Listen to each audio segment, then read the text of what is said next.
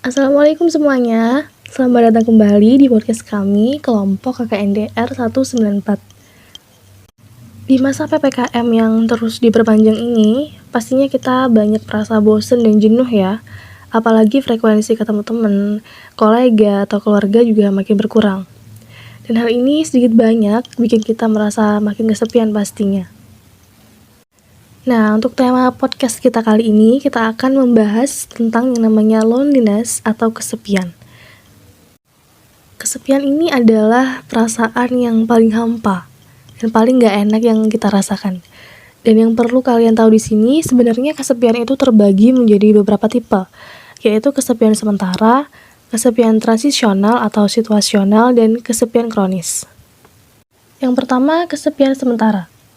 Kesepian sementara ini biasanya kita pernah rasakan selama beberapa menit atau jam dan itu tidak disertai dengan gejala yang berat. Kemudian yang kedua yaitu kesepian transisional. Kesepian jenis ini biasanya kita rasakan seiring dengan adanya perubahan dalam hidup kita. Misalnya kalau kita pindah rumah atau ketika kita berpisah dengan seseorang. Dan yang ketiga yaitu kesepian kronis. Kesepian kronis ini diakibatkan karena adanya peristiwa traumatis dan yang sangat menyedihkan, dan itu dalam jangka waktu yang cukup lama. Dan selain itu, orang yang mengalami kesepian juga tidak lepas dari faktor karakternya juga.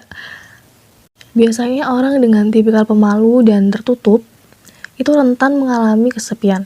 Apalagi dia tidak punya kemampuan sosial yang baik. Selain dari kemampuan sosial individu itu sendiri, faktor eksternal lingkungan juga itu sangat mempengaruhi.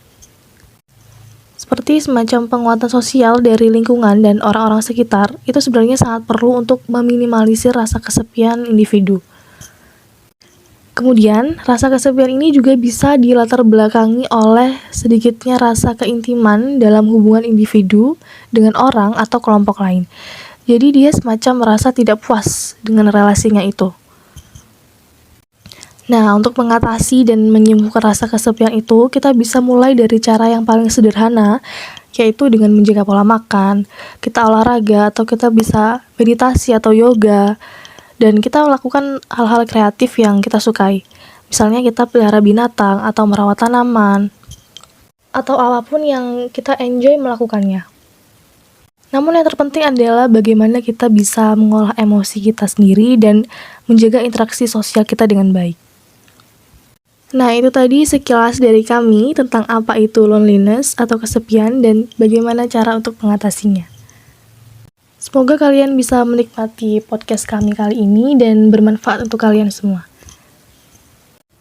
See you next time dan sampai jumpa!